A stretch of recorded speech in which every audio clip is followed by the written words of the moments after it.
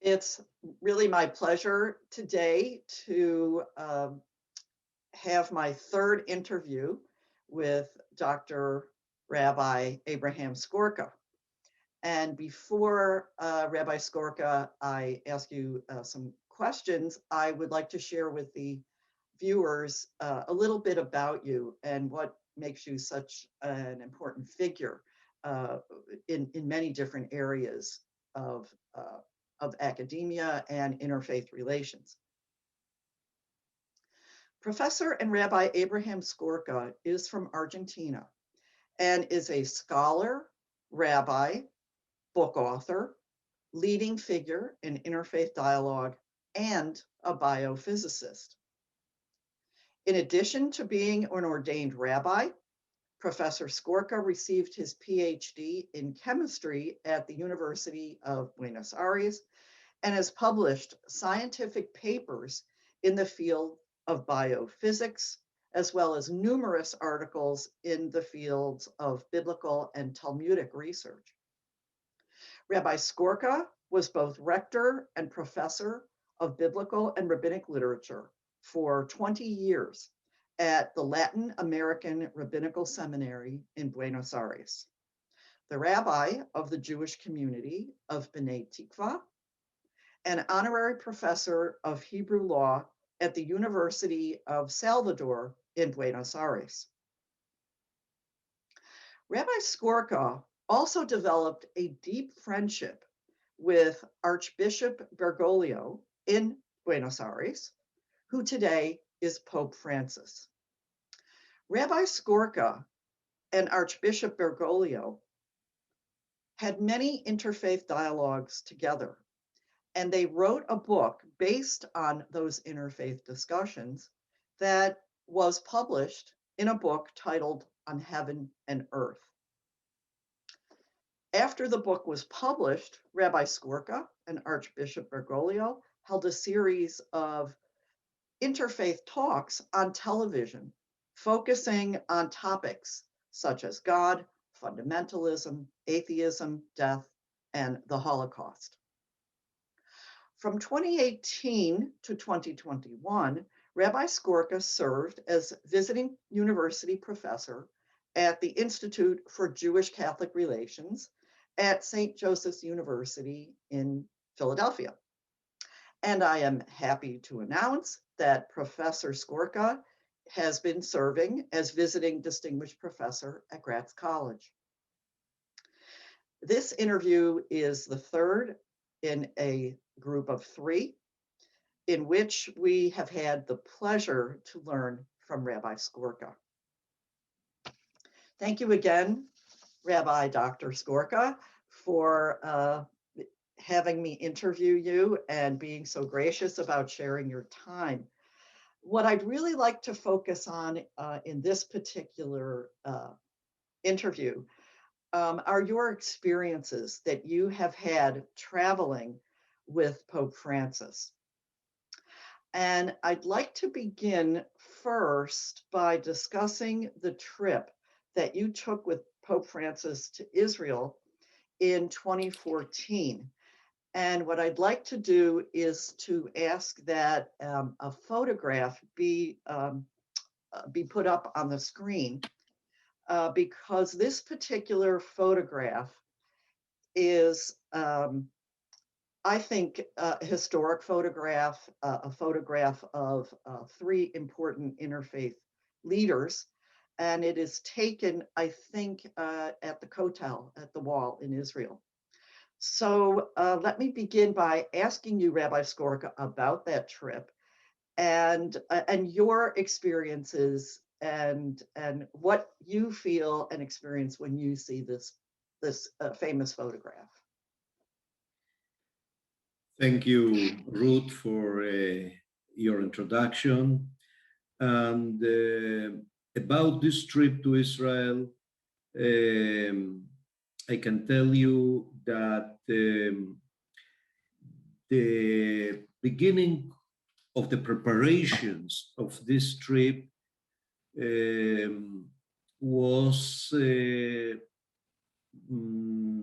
almost 1 year before, when the Israeli journalist Enrique Zimmerman, who was very close to the then president of Israel, Shimon Peres, visited Argentina, and he talked with me, and he realized about the very close friendship that I have with the new Pope, with Francis. And then he connected me with the cabinet of President Perez, and they came in relations with me, expressing that all the time that President Perez is in his presidency, he has the dream. He would like to receive formally as president Pope Francis. I suppose that the great wish of President Perez to receive Francis is because he met with Francis in Rome. He was one of the first leaders in the world to be received by the new Pope, and the one distinguished on the other that they are very close in their in their in the dreams to bring a little bit more peace to the world. One distinguish that in the other, that both are, let it to say in this way, on the same frequency, on the same with the same wishes, with the same hopes, with that both of them are working in the sake of peace and understanding. So, and this was the real sentiment that Francis had towards President Perez, and when Perez was in a not good shape before his passing away, we had a moment of silence in one of our meetings in the Vatican, praying for his recovery. So I asked from the cabinet to, of course, that I transmitted the sentiments of Perez and the wish of Perez to the Pope, and afterwards I asked from Perez to write a letter to me, a little bit formal, a little bit informal, expressing his wish to invite me together with the Pope to Israel. This he expressed in a letter, and of course that I immediately transmitted this letter to Pope Francis, and so began the story of the preparations of the pilgrimage. It's not merely a visit of the Pope. It was a pilgrimage of the Pope to the Holy Land. Why this expression, Holy Land? But because according to the norms of the Vatican, when the Pope visits Israel, before he has to visit Jordan, and in this occasion also Palestine, and afterwards Israel. So on June 2013, I was in Rome, and I met personally for first time in the Vatican with my good friend, hugging each the other for the first time that I saw him with his white robes, with his white dress, and a little detail, but very interesting, is that Pope Francis allowed me to come with a team led by Enrique Zimmerman in order to record this moment for the Israeli television.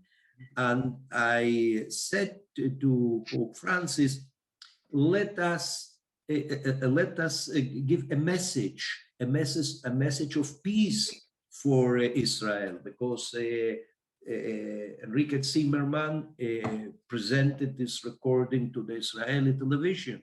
So only one phrase, but very significant, said Francis. He showed on me and on himself, saying, you, with his hand, you and me are a sign that it's possible. And I finished this sentence saying, yes, that it's possible to approach again Rome to Jerusalem. After this, during this meeting, we began dreaming, talking about his pilgrimage to Israel. And we continue in contact with Paris, and afterwards this took the form of a formal visit from the Pope to Israel through the together working of the Minister of Foreign Affairs from the Vatican, from Israel, and this entered into the formal ways, the formal preparations and planifications for this meeting. Afterwards, the same year, I met with him in the Vatican, and I was with him. I spent with him. I lived in the Vatican, in the same building where he lives, because he is the first pope that decided not to live in the apostolic palace, but in Domo Santa Marta, some kind of hotel, which is in the Vatican. So he told me, okay, stay here. And because I was invited by San Egidio congregation in order to participate of one of the meeting for peace they organized. So he said, you are going to be here in Rome, come here. I arrived Rome, this is also interesting, I arrived Rome on the eve of Shmini Atzeret, in Chol HaMoed Sukkot, and as I arrived, the then ambassador of Israel for the Holy See provided me with some very good bottles of kosher wine. And as I arrived, in order to make Kiddush, wine and chalot, because it's Shmini Atzeret, it's the one of our very important festivals. So, but as I arrived, one of the secretaries of Pope Francis told me, would the Pope, if you agree, invites you to share the table in the restaurant where he eats, its own table. He would like to share, and not only that, he shared the table with me, but he gave me the order, you are going to sit here alongside him. So all the meals, all the three meals that we had during this time, we sat one alongside the other. And then I began talking with him. I would like to symbolically to show the world that 2,000 of years of this encounter, of clashes, of hatred, came to some kind of end. That we arrive to an end, that we are beginning a new era, a new time. And so I told him, when we are going to stand in front of the Kotel HaMa'aravi, of the Western Wall, let us embrace one the other. And afterwards, we analyzed the importance to have also a representative from the Muslim world, which is very close to us, whom we discussed and analyzed through a real dialogue what it's coming to be analyzed in an interface, in a truly interface dialogue. And not only that, Omar Abud is only a very close friend of us. So the three of us Argentinians. So it was crystallized, the idea, let us embrace the three together.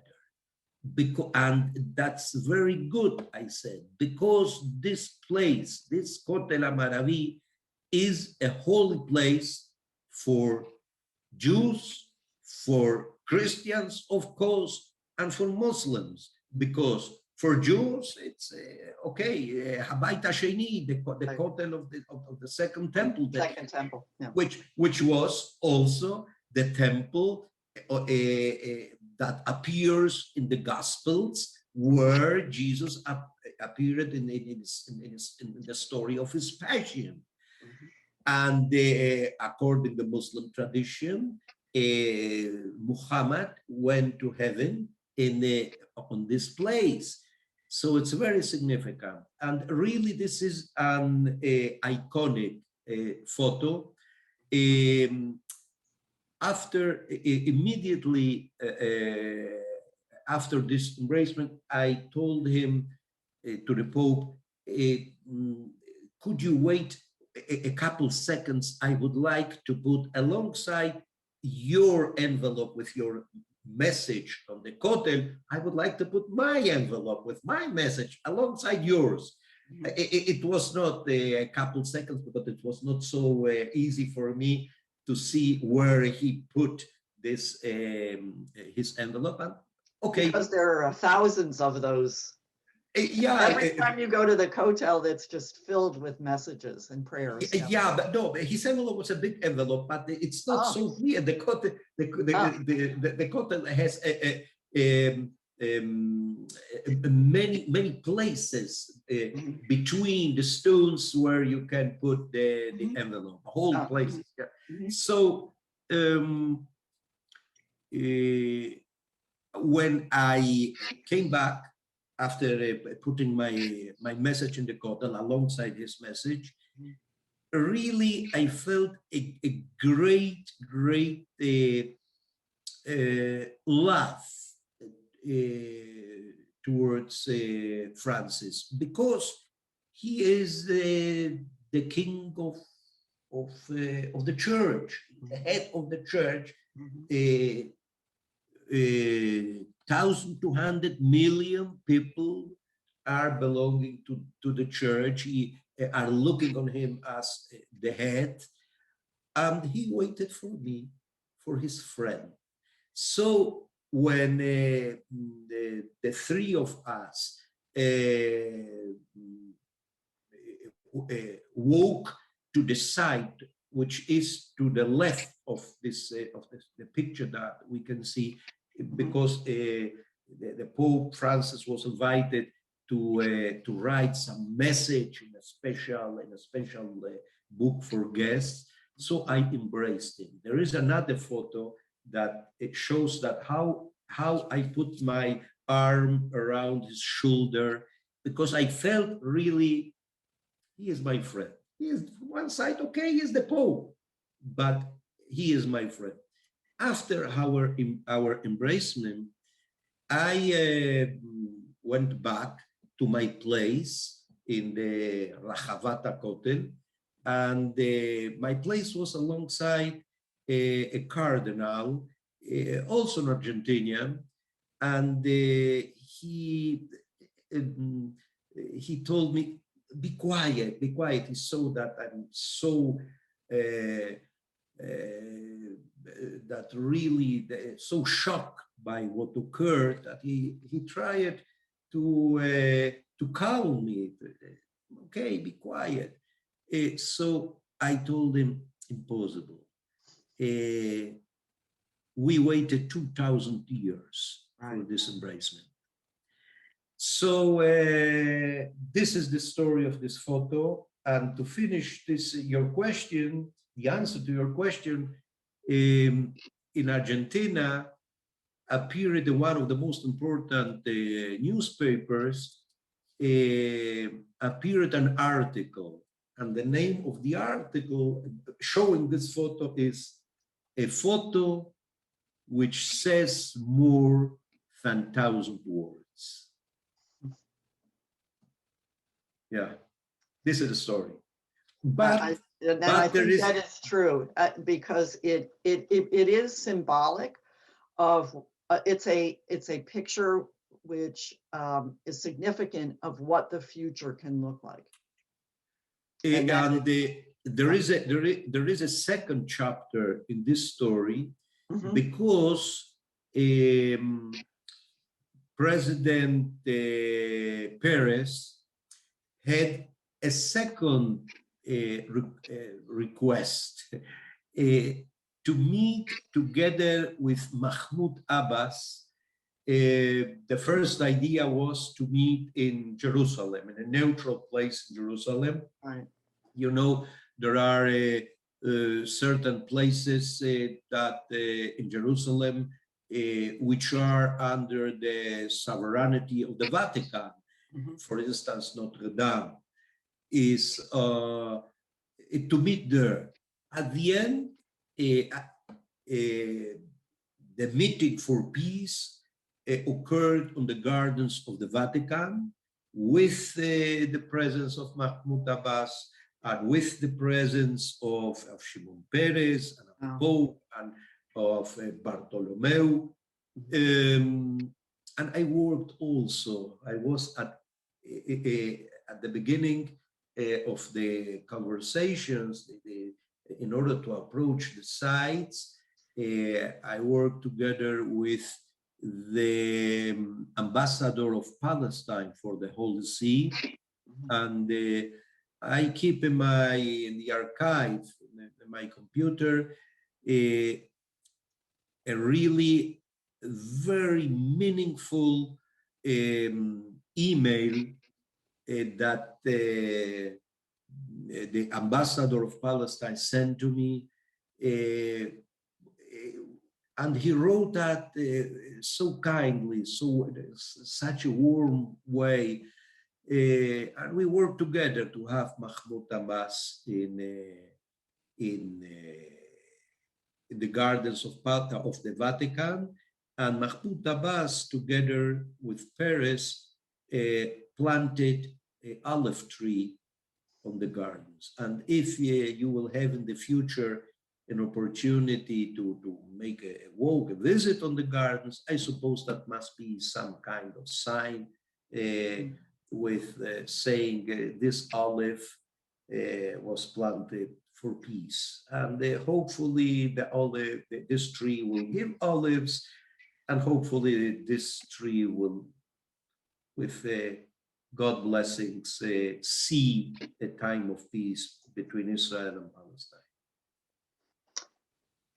What an amazing experience, and you really were in the midst of historical events that happened in Israel. So I'm sure that this will never be forgotten in your mind. And by virtue of having photographs like this event will remain in people's minds for a long, long time to come. It's a wonderful legacy. Okay, I want to move on to a second question that I wanted to ask you. because that is not the only trip that you took with Pope Francis. You also were on a visit with the Pope at Auschwitz, and this was in 2016. And I would really appreciate your discussing your experience during that visit to Auschwitz. It's interesting. It's very interesting to tell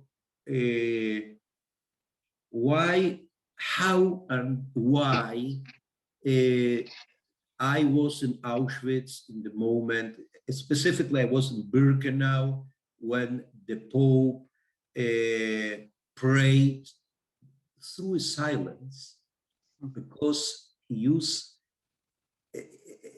used silence to transmit a message. This is something to be emphasized. It's very interesting to tell why I was there and how was that I was there.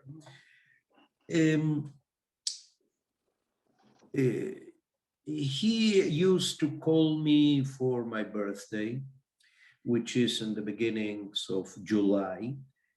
He visited Auschwitz in 26 July 2016. And after he called me by phone, and he told me, okay, congratulations, happy birthday, which is usual to say. And afterwards, we began talking about all kind of themes. At the end, I told him, oh, you are going to be in Poland at the end of this month. Because probably I commented this to him because my roots are from Poland. My parents, both of them, were born in Poland. My grandparents, and the story of my family is in Poland. So suddenly, and this is Francis, if you would like to know him, he has certain sentiments, feelings, which came out from the depth of his being suddenly. And suddenly he told me, I wish you to be there in Auschwitz when we talk about Auschwitz, when I am going to be there. So after years analyzing, recalling his words, my explanation is he liked to know that his good Jewish friend, among other Jewish friends, because he has many Jewish friends, but the one with whom he worked on dialogue in a very special way, and the one with whom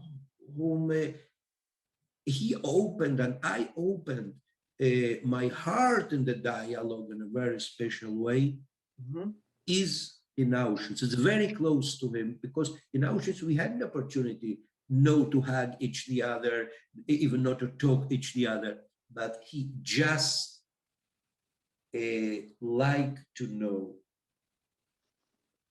you are there when I am going to be there. So this we can relate with his silences. He is a very deep spiritual character, very deep.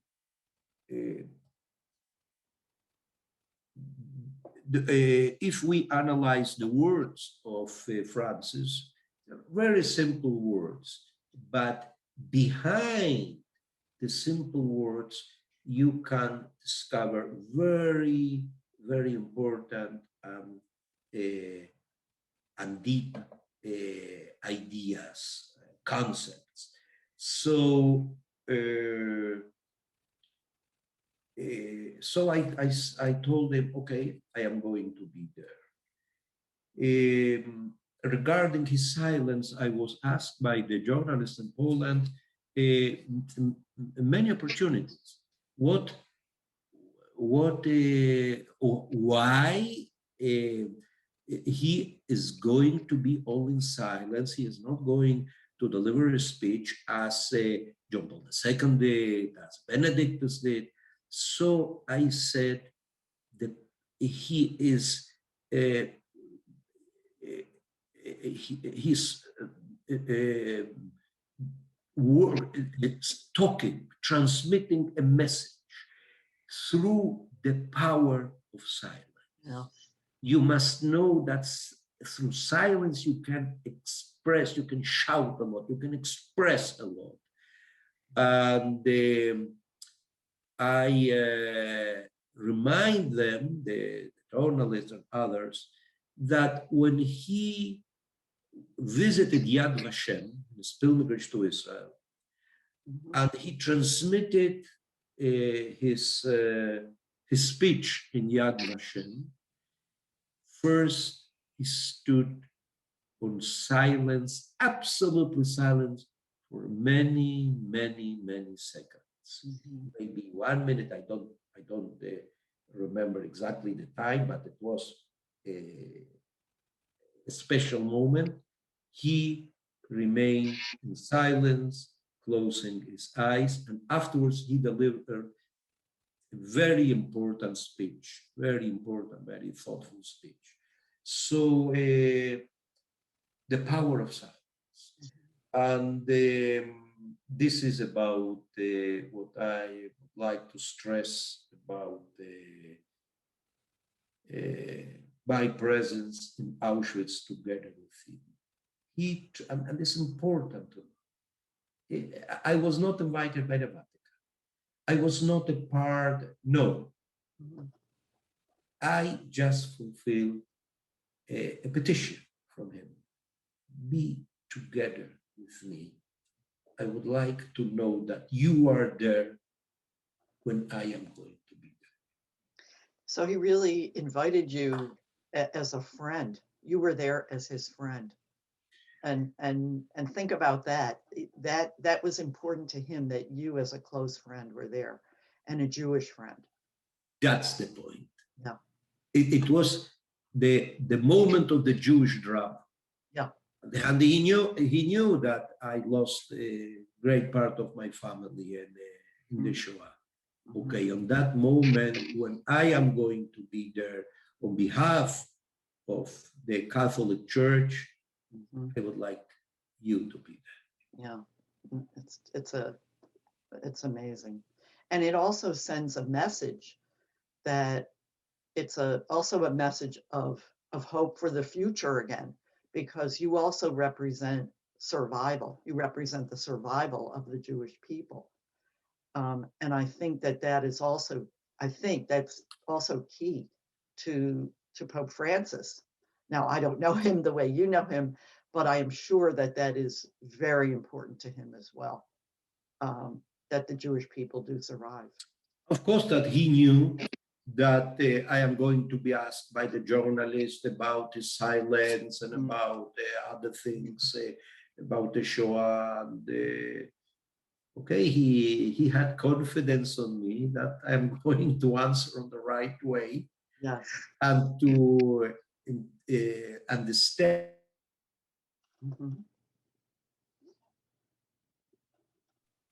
Because through his silence, he tried to express his pain, his suffering, his very deep sentiments about the Shoah.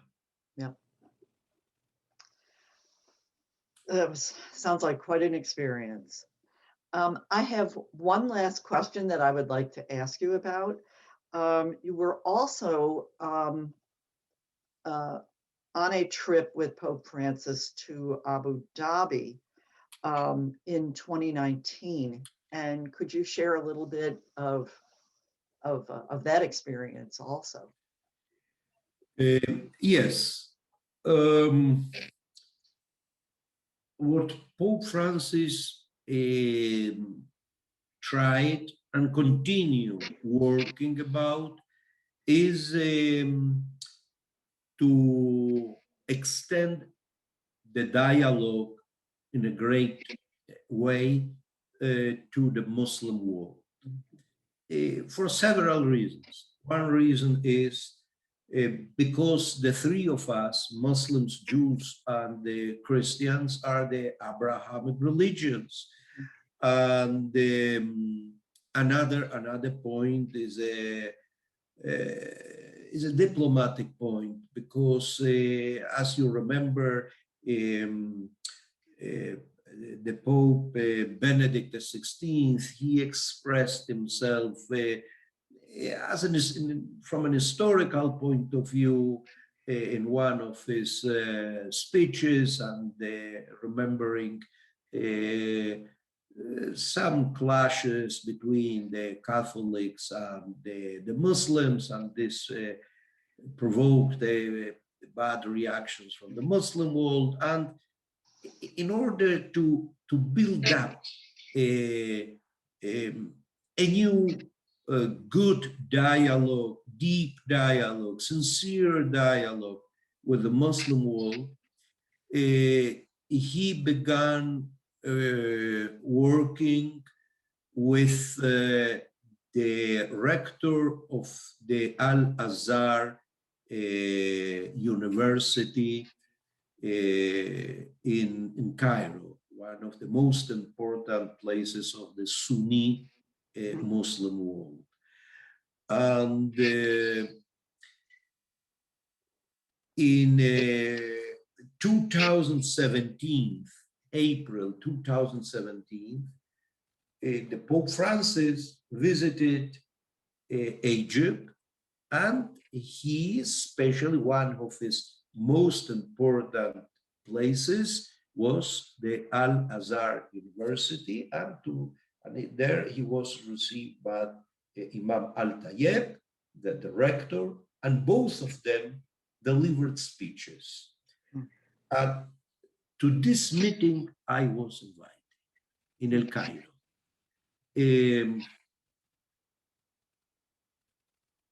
As far as I know, I was the only one Jew. I was the only one rabbi, because it was a meeting of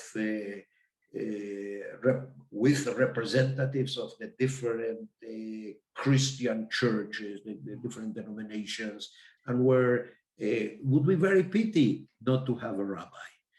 And I was invited by the university, but of course, behind the university was the Vatican saying, invite this rabbi.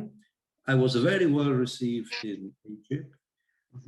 They introduced me different sages, Muslim sages of the university. I remember they introduced me in Arabic, saying that here is Chacham Skorka, because in the Sephardic world, in the Muslim world, the rabbi is Chacham. Here is Chacham. The wise person, the wise person.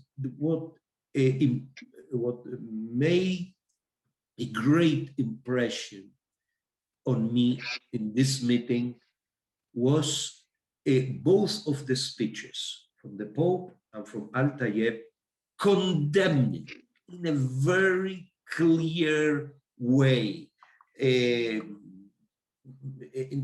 very sharp words, all kind of expressions of violence in the name of God, or in the name of any religion, condemning with the sharpest words of condemnation.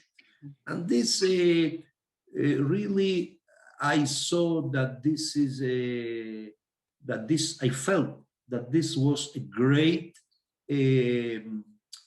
achievement in the dialogue between the Vatican and the Muslim world. After this meeting in Cairo, I was invited by the authorities of Abu Dhabi and also the authorities of Al-Azhar University to participate to the meeting of in Abu Dhabi that took place the 3rd and 4th February 2019. Mhm. In this meeting, I was not the only one rabbi, were 6, 7 rabbis. Mhm. I remember from France, from the United States also. And it was a good rabbinic encounter. And of course, that it was a very important interfaith meeting because you had their representatives from all the religions in the world or different denominations. The highest point of this meeting was the signing of the Abu Dhabi document, which is very important because all what appeared in the speeches of El Cairo, now everything was signed under by the Pope and by Al-Azhar, by Al-Tayeb, Imam Al-Tayeb in this document. Mm. This Amazing. document is a great step, Yes. and the Fratelli Tutti encyclical, the last encyclical written by Pope Francis, makes a great reference to this document, the document of Abu Dhabi. The last encyclical is named Fratelli Tutti, which means we are brothers, all of us, tutti is all of us are fratelli, are brothers, and he centralized an important part of this encyclical on the achievements that he got in his dialogue with the Muslim world. It's not easy. It's we have to overcome, he and we have to overcome hundreds of years of hate, of clashes, of wars. Mm-hmm. And many of the messages from history have an influence on the present sentiments of the people. So it's a long process, but what was more important, the process already began. You know, you have to make a break in history, turning point in history. The turning point is in making, I would say. Oh, I would agree. And I think that it's like planting seeds and watching it sprouts and it's very small and it develops and grows. And we may not see it, the full blossoming of the tree in our own lifetime, but that's not why we do it. I'm kind of basing this on a story in the Talmud about an older man who planted a tree for the coming generations, not for himself. And I think that what you and Pope Francis have really done is planted those seeds, and they are already starting to grow and develop, and will be a legacy for the future. So, Professor Rabbi Skorka, I want to thank you so much for taking the time for these interviews and for sharing so much of your experiences and your knowledge and your wisdom, because you also reflect on what it is that you study and what it is that you have experienced and pass that along. And that to me is the definition of true wisdom. So I thank you again, and I look forward to people watching these videos and learning from you uh, for many, many years to come. Thank you very much. Thank you. So. My pleasure.